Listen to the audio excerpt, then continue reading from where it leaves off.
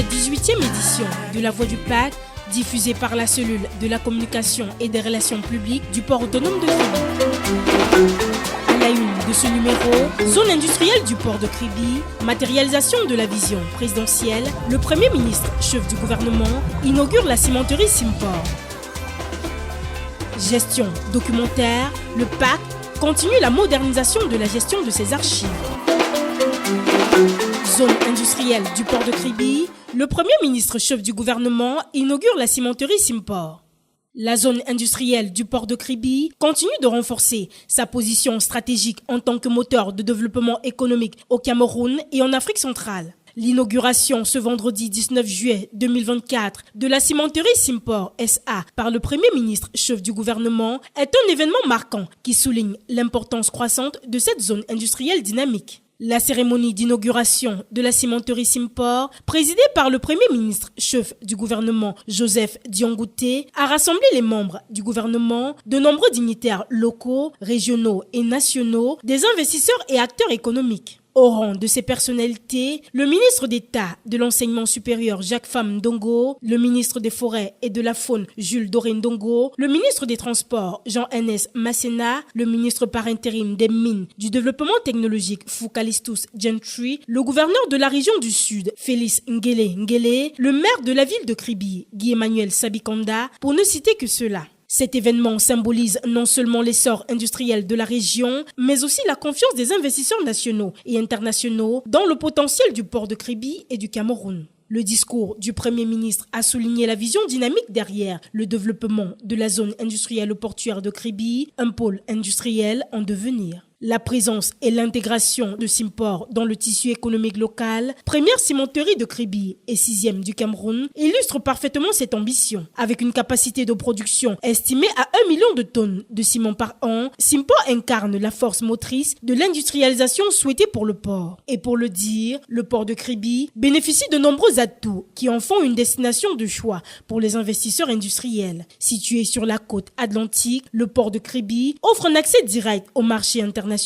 Sa proximité avec le Nigeria, le Gabon, la Guinée équatoriale et d'autres pays d'Afrique centrale en fait un hub logistique idéal voulu par Paul Biya, le président de la République. Le port est équipé de terminaux de pointe capables de traiter de grands volumes de marchandises, facilitant ainsi le commerce et l'exportation. Pour davantage faciliter l'activité industrielle et commerciale, le gouvernement camerounais a mis en place des mesures incitatives afin d'attirer les investisseurs à travers notamment les exonérations fiscales et des facilités administratives. Enfin, et sans être exhaustif, la région dispose de riches ressources naturelles, notamment en minerais et matières premières essentielles pour l'industrie. Et parler d'industrie, l'implantation de la cimenterie Simport représente une étape importante pour le développement industriel de la région. Parmi une vingtaine d'entreprises industrielles et logistiques déjà existantes, elle contribue de manière significative à l'attrait économique de la zone. Cette entreprise vient renforcer les capacités logistiques du port grâce à sa proximité avec le terminal polyvalent, facilitant ainsi la production grâce au clinker nécessaire à la fabrication du ciment. Cette usine moderne contribuera à la création d'une centaine d'emplois directs et indirects, stimulant l'économie locale et améliorant les conditions de vie des habitants. De même, l'augmentation de la production de ciment facilitera la réalisation de projets d'infrastructures indispensables pour le développement du Cameroun. Enfin, la présence d'une grande cimenterie comme Simport incitera d'autres industries à s'implanter dans la zone, créant ainsi un effet multiplicateur pour l'économie régionale. Au total, l'inauguration de la cimenterie Simport dans la zone industrielle du port de Kribi par le Premier ministre chef du gouvernement marque une nouvelle étape dans le développement de la plateforme portuaire de Kribi portée par le port autonome de Kribi sous la direction de Patrice Melom. Avec ses avantages stratégiques, ses infrastructures modernes et ses politiques incitatives, la plateforme portuaire de Kribi est destinée à devenir un pilier de l'économie camerounaise et un modèle en Afrique centrale. Les perspectives d'avenir sont prometteuses et le port de Kribi est prêt à accueillir de nouveaux investisseurs pour continuer sur la voie de la croissance et de la prospérité. Le PAC joue ainsi un rôle déterminant dans le soutien de la vision présidentielle de développement industriel, en particulier dans le secteur des matériaux de construction, symbolisé aujourd'hui par l'inauguration de la cimenterie Simport. Une ambiance joyeuse et conviviale, marquée par la coupure du ruban symbolique et la visite des installations, a clôturé ce moment historique pour le développement de la région.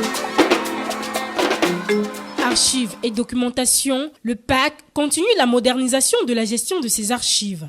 Le constat a été fait lors de la formation organisée à l'intention des points focaux du 17 au 19 juillet 2024 à l'hôtel Framotel de Kribi. Dans le cadre de la célébration de la 6e semaine internationale des archives, le Centre de la documentation et des archives CDA du port de Kribi a organisé une formation sur le thème cyberarchives. La thématique suffisamment évocatrice est proposée par le Conseil international des archives CIA et invite à une réflexion profonde sur l'impact des technologies émergentes dans le domaine des archives. L'objectif étant de souligner comment l'exploitation des données et l'adoption des technologies peuvent aider à prendre des décisions éclairées et favoriser la transparence. Le monde évoluant à un rythme effréné, il s'agit de discuter des défis et des opportunités apportés par ces avancées technologiques. Pour marquer l'événement et continuer à fleurir les sillons tracés par le top management sur la voie de la performance archiviste, le Centre de la documentation et des archives a invité 21 points focaux représentant les différentes directions, divisions et unités du PAC. Il s'agissait pour le chef de cellule Edith Thierry de rappeler la démarche avant-gardiste du directeur général Patrice Melom qui ne ménage aucun effort dans l'évolution de ce vaste chantier. La rencontre a permis de mener la réflexion sur les réalités opérationnelles internes, sur la manière dont les technologies modernes peuvent être intégrées pour une gestion plus efficace des archives. Le cabinet Simival Consulting, dont l'assistance technique a été sollicitée, a disséqué le sous-thème « Processus de création, de capture et de gestion des documents d'activité »